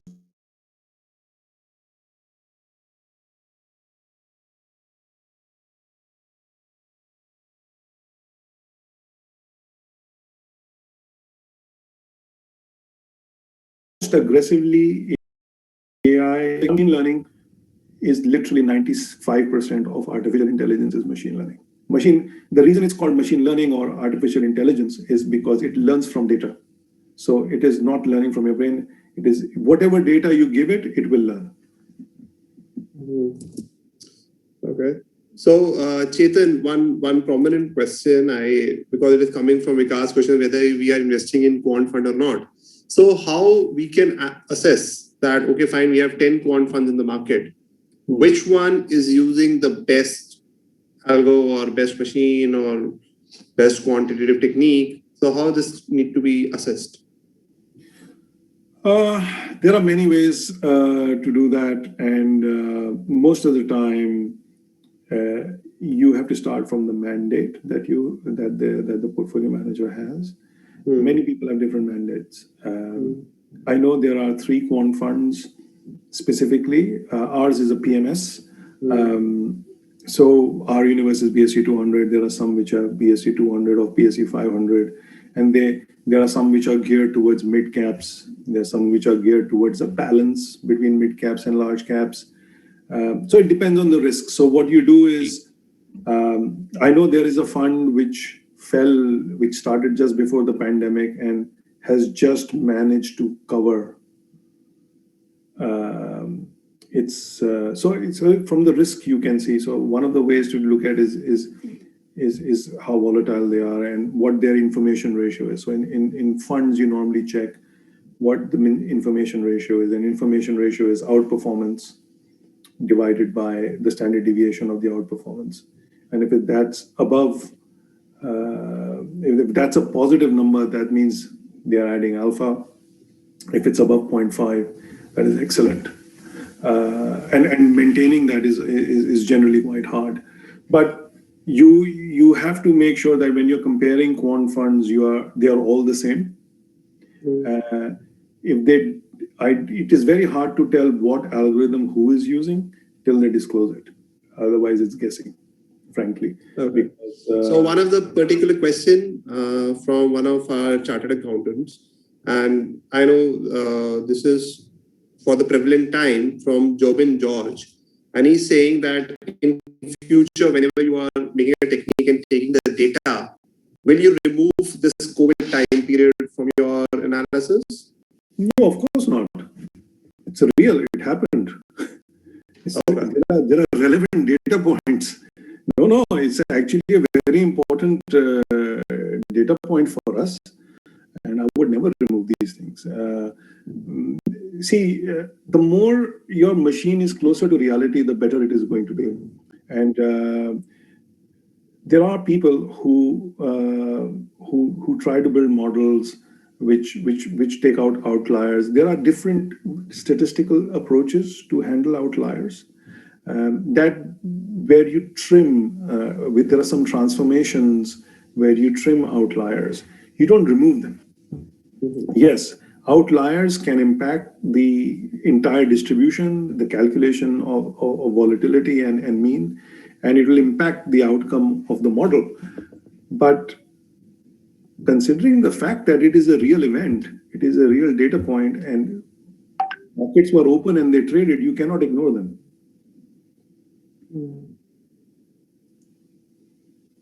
I hope I've answered your question. I'll take the last two questions, Chetan. So one is a very interesting one. It says that how do you account for non-financial factors really? So say the perception of a stock, perception of the industry in which the business is, or say about the promoter quality. How can your model judge that? Because that matters, I believe. It does, and these are actually very good points. We are building something, and that looks at things like rotation on the board, number of independent directors, how independent directors are, how long they've been on the board. These are some things, but it has not given us any significant alpha, primarily because most large companies in India have a family angle to it. So if you take out, even Wipro has a huge family angle to it. The only companies which have very sort of professional setup are Hindustan Lever, Nestle, which follow international standards. And there is a very good reason why these companies are so expensive. They are transparent, they are open, they have good quality management, and the world and the investors reward them for it. You will find that companies typically which have, promoter owns 70% and management is unprofessional, or the son or the father or daughter is running something. These things actually have shown globally, it's not India, they have shown globally that they tend to, people discount the valuation of that company compared to its competitors.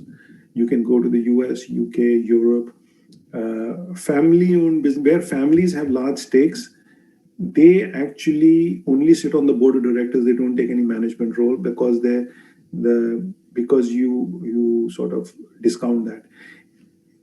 You are right, it does matter, but we haven't found a systematic way to exploit it. It has not been consistent. And one of the reasons for that is that, as it's something I keep saying, is that India is a very small market. It has a very small free float. Largest companies in India have a 25% free float.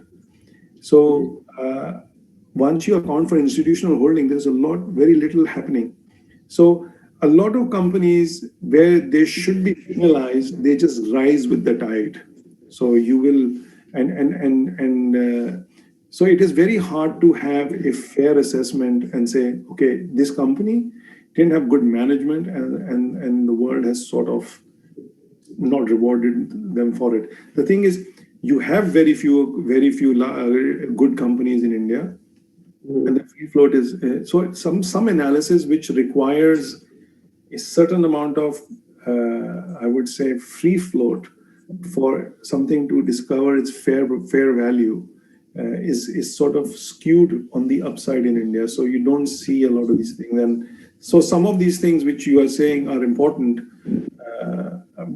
They have, I mean, you should account for them, but we haven't found a systematic way to sort of handle them.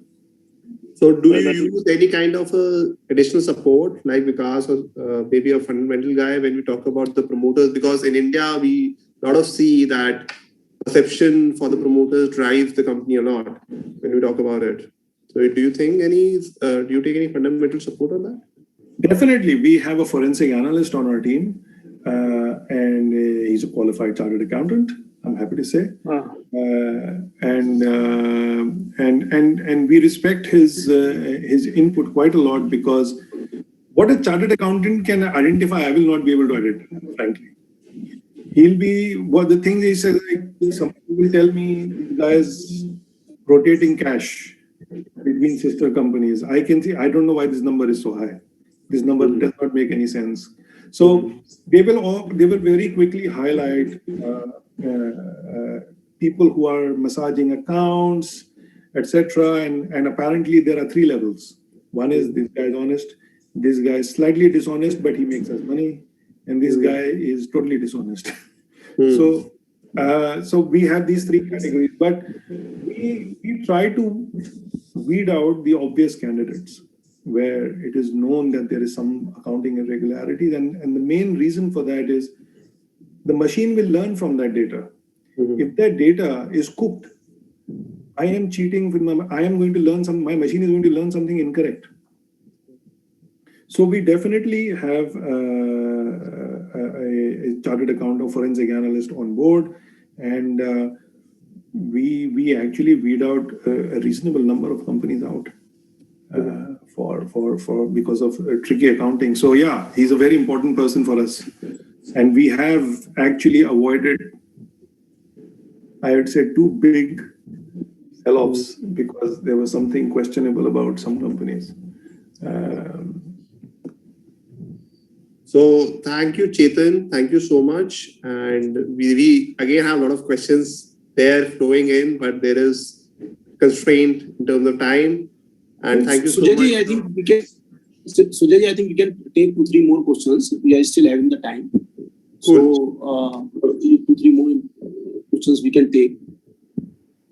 Sure. So Chetan, one of the questions which I can see over here coming on the radar, and people want to know more on the fact that when we talk about any kind of industries or data taken, so what is the best source of data which you consider? Oh. Or is there any single source, or it's a universe? No, so quality of data is extremely important, and I have already said that we've used all sorts of data sources. We've used Bloomberg, we use Reuters, we use other specialists like CMIE for macro and company data. Ideally, statistically speaking, you should never mix data because everybody has a different way of treating errors in data, and that feeds in. So the way Bloomberg or Reuters or so we do a data audit. So sorry to make it. So this is how painful it is. What is a data audit? Let me give you an example. We test whether the data that this company is supplying us is actually firstly genuine. Secondly, is it coming from the right source at the right time? So I can get historical data, and it may be useful, but when I need it every month, is it updated at the right time? So let me give you an example. Refinitiv gives each data point in 5 different versions. One is called calculation date. One is release date. One is collection date. And the other 2 I forget. So we downloaded every data point in 5 versions. to find out what that means.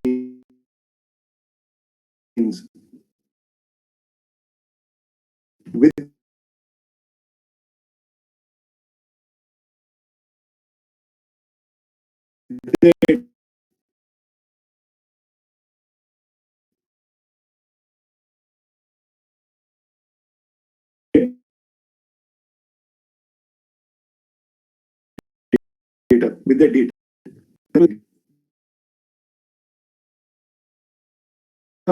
for machine learning. You have to make sure that your data quality is good, like a good auditor, right? You do an audit. It's like, where is this? Where this does not match this? Yes, ki entry kaise ho gayi? How have you got this entry here when you don't have the receipt for this? So we actually go down to that level. So good data sources are generally Bloomberg and Reuters, but not for everything. We have tested everything that we have, and as I said, with Reuters, we have 5 data points, and we had to reject 4 of them because it's so you have to be very careful with data, and we use the best data sources that money can buy. Actually, that is one place we never compromise. But even if you are the best data money can buy, we still do an audit because there are enough people just passing anything as latest data. So interesting. Chetan, I have a question from a member, Sanjay Das. He says that investors always look to buy what others are doing. So it's like a herd mentality. So has quantitative techniques opened up a self-study mode and empowered us to actually do our own research and then marry it to the fundamental research? Yeah, I mean, see, today, to a large degree, in brief, yes. Today, compared to 15 years ago, we have access through the use of internet and other technologies. We have access to a lot more tools which are actually free, open source, which we can use for analysis. So yes, it has opened a completely new space. But one thing I always say is little knowledge is a dangerous thing. And once you do a PhD, you realize how stupid you are, or you were before that. And so it's a learning process, and you should do your research. But I know of a lot of people who have read some things but are not quite aware of their implications.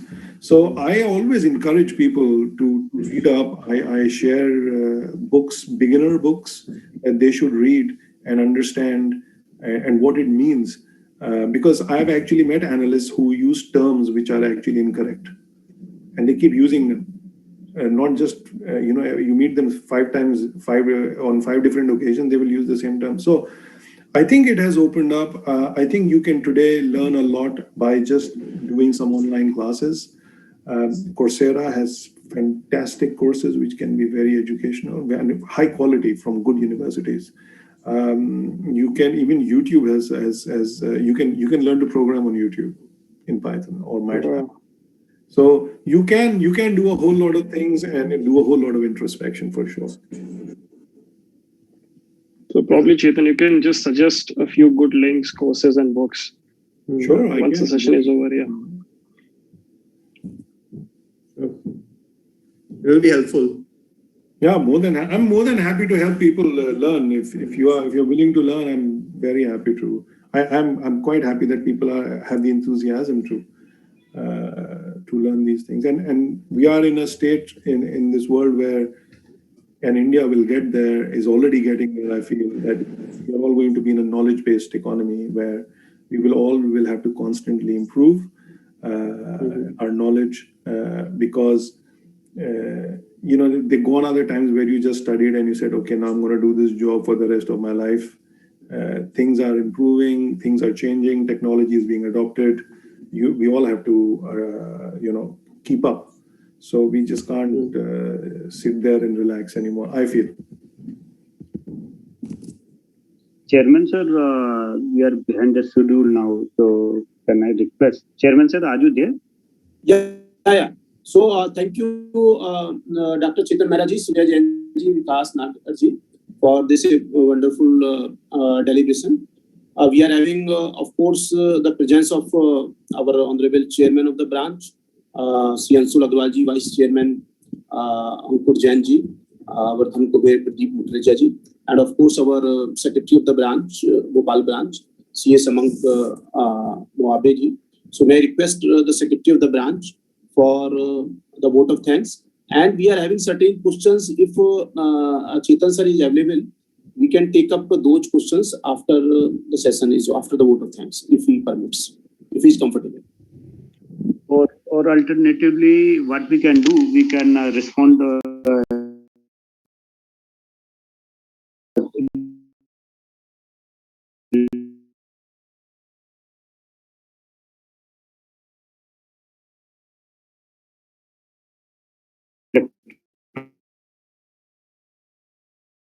electronically also. Right. Thank you, Anand ji. I, C.A. Sarman, and C.A. Jai Chharia ji, Vice Chairman, Committee on Capital Market and Investor Protection, ICAI, for providing Bhopal branch an opportunity for hosting VCM on investing in capital market using quantitative techniques. I would like to thank Dr. Chetan Mehra ji for accepting CCMIP invitation to be session speaker for the day. Your deliberation on the topic would have helped the member to have better idea on the subject, and hope member would have benefited from today's session. I would also like to thank CA Vikas Nagar ji, Sujay Jain ji, and Dr. Amit Agrawal ji, Secretary CCMIP, for being the session moderator, and Girish ji for being technical support for the session and smooth conduction of today's session. I would also like to thank members for their active participation for the session. In the end, we would like to request all members to stay at home and stay safe during this unprecedented time. Thank you all. Thank you, Samank Moabe ji. Thank you, Anshul Agrawal ji, our chairman of the leader of the Bhopal branch, C. Ankur Jain ji, our honorable vice chairman, Samank ji, and of course our Pradeep Mutreja ji, the treasurer of the branch. And on behalf of the Institute of Chartered Accountants of India, Bhopal branch, we are really grateful to Dr. Chetan Mehra ji, that in spite of the fact that he started with this virtual program at 7 a.m. sitting at Belgium. I don't know whether he has taken the breakfast or not. And we are really grateful, really indebted from the core of our heart. And we look forward for your greater contribution for the cause of the nation, for other nation, and for the cause of the capital market, because the capital market is the backbone of the economy. And I'm quite confident with the support of Sujay Jain ji and of course Vikas Nagar ji and Dr. Chetan Mehra ji will certainly try to see that how the chartered accountants can play a very important role in the capital market. I'm grateful to Dr. Amit Agrawal ji, the secretary of the committee, and Kunal ji for supporting this webinar, and we look forward to have more and more interactive webinars and virtual programs with the support of Chetan sir, Sujay ji, Vikas ji, and the team Bhopal. So thank you very much. And this is the time of pandemic. We are supposed to be very careful. In hospitals, we are not having any bed. There is shortage of medicines. Even the paracetamol may not be available.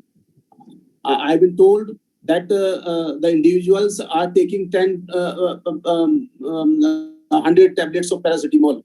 And I am requesting to all the viewers, don't be panic, don't hoard the medicines, don't hoard the oxygen cylinders, because it is the need of hour that the needy persons should have the availability. And this is the country having 130 crore plus population, and if we will start hoarding, it would be very difficult for each and everyone. If we'll start hoarding salt will not be available in the market. If we'll start hoarding the sugar, it will not be available. So I will request that this is the time, this is the testing time. So we are supposed to be at home. Home is the best place for the prevention as well as for cure also. I think 99 to 95% patients are not required to go to the hospitals. So I will request all our honorable delegates to please remain at home, and we should try to see. I'm really grateful to the Bhopal branch. They are having, I think, the team to help out the members who are in distress. So thank you very much, Team Bhopal, and thank you very much, all of you, for the patience. Thank you so much, sir. And very, very interactive program. Thank you very much. Thank you so much. Thank you very much. Thank you. Thank you. Thank you, Jain sir. And Chetan sir. Thank you, sir. Thank you, sir. Thank you. Take care, guys. Stay safe.